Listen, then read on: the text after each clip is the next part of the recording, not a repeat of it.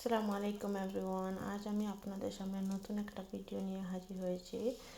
আজ আমি আপনাদেরকে চিকেন দিয়ে আলু কিভাবে রান্না করতে হয় সেটা দেখাবো।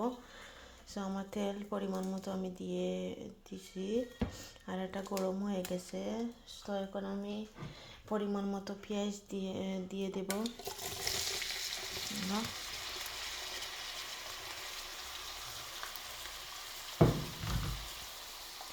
আর এখানে 1 কিউব রসুন আর 1 কিউব আদা দিয়ে দেব। এখন আমি মিক্স করে নিচ্ছি।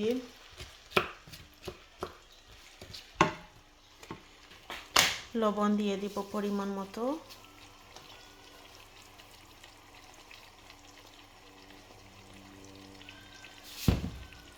পরে লাগলে আমি দিয়ে দেব।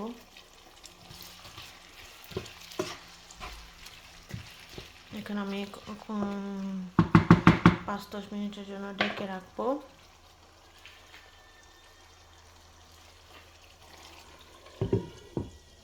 তো ঢেকে রেখেছি। আপনাদের সাথে দেখা হচ্ছে আফটার 5 to 10 মিনিটস।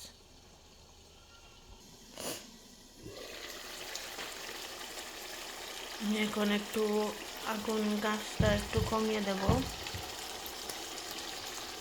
ফুল গ্যাসে ছিল, আমি মিডিয়ামে রেখে দেবো। আর এই তো আমার আদা রসুন গলে যাচ্ছে। এটা ফ্রোজেন কিউব করা কিনা আদা রসুন। এই তো আবার নেড়ে ছেড়ে দেবো। আমার পেঁয়াজ নরম হয়ে আসলে আমি মশলা দিয়ে দেবো।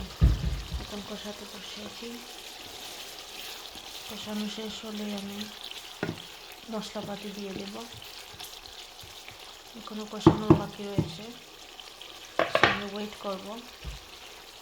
আবারও ঢেকে রাখবো। আর এই তো এখন আমি মশলাপাতি দিয়ে দেব। আমি পরিমাণ মতো 8 টেবিল স্পুন দিয়ে সব কিছু দিয়ে দিচ্ছি।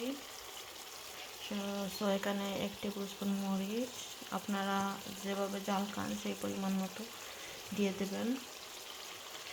আমি হলুদ দিয়ে দিচ্ছি 1/2 টেবিল স্পুন। আমি বাখর দিয়ে দিচ্ছি 1 টেবিল স্পুন। আর জিরা দিয়ে দিচ্ছি 1/2 টেবিল স্পুন।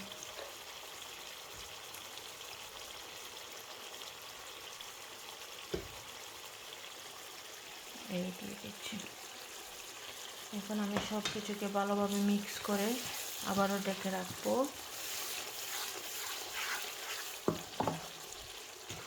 মশলাটা বোনা হয়ে গেলে তারপর আমি চিকেন আর আলু দিয়ে দিব।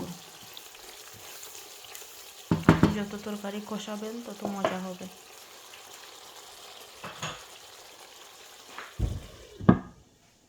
এই তো দেখা হচ্ছে একটু পর। এই তো আমার কষানো হয়ে গেছে প্রায়। আমি নাড়াচাড়া দিয়ে আর চিকেনটা দিয়ে দেবো।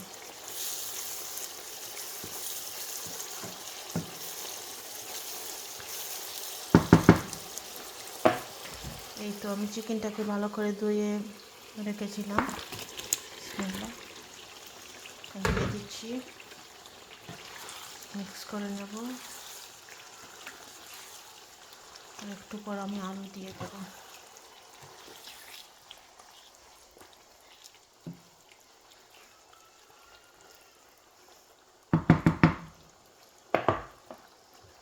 এখন আবারও ঢেকে রাখছি, দেখা হচ্ছে একটু পর। আমি এখন খুলে নাড়াচাড়া করে দেবো আর আলুটাও দিয়ে দেবো।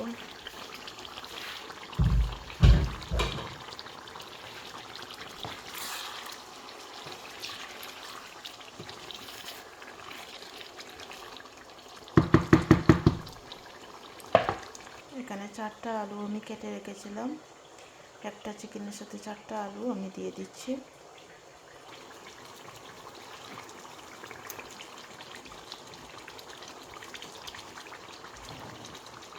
আপনারা যদি কম চান তাহলে কম দিতে পারবেন।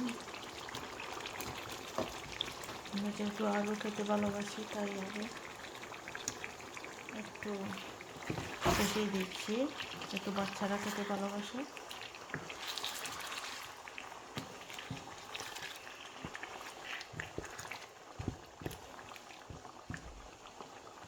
আর কষানো শেষ হয়ে গেলে আমি পরিমাণ মতো পানি দিয়ে দেব।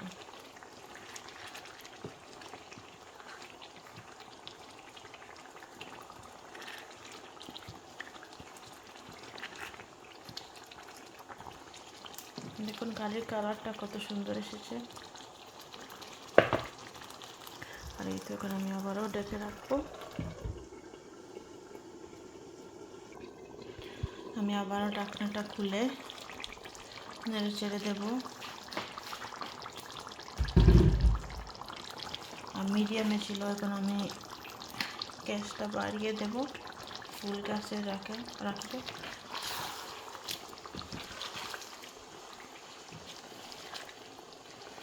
আপনারা যারা নতুন সংসার আরম্ভ করেছেন, জানেন না কীভাবে রাঁধতে হয়, আশা করি আপনাদের জন্য এই ভিডিওটা অনেক হেল্পফুল হবে।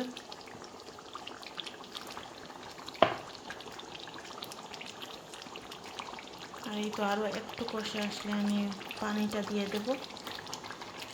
ওয়েট করছি।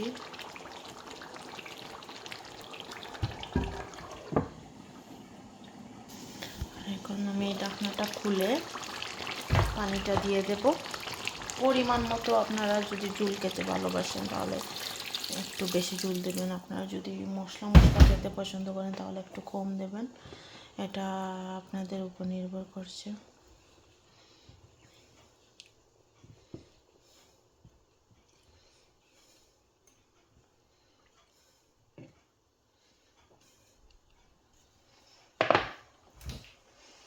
আরও একটু দিয়ে দেবো।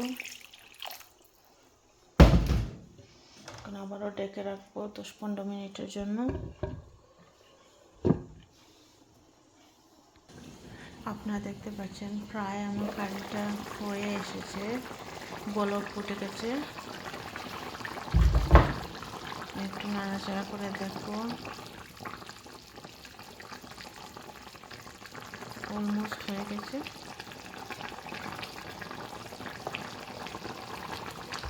আর এই তো চিকেন দিয়ে আলুর রেসিপি আপনাদের সাথে শেয়ার করলাম।